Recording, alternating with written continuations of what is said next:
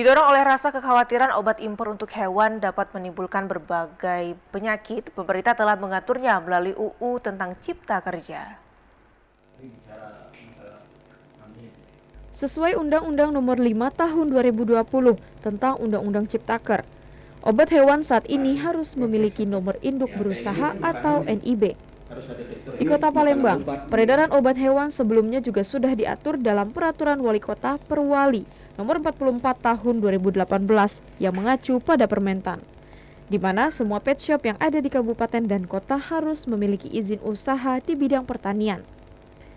NIB mengharuskan setiap usaha obat hewan bertanggung jawab atas obat hewan.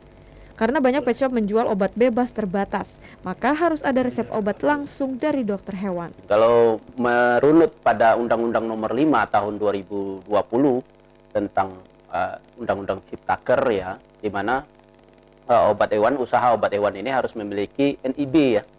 NIB, kemudian ya itu persyaratan yang utama adalah NIB, kemudian nanti persyaratan izinnya ini akan diatur di PP dan Permentannya sudah keluar.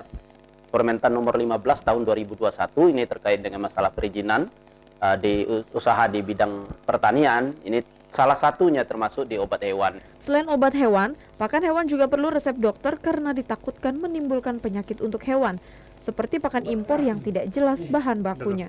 Syarifah Restu, TVRI Sumsel melaporkan.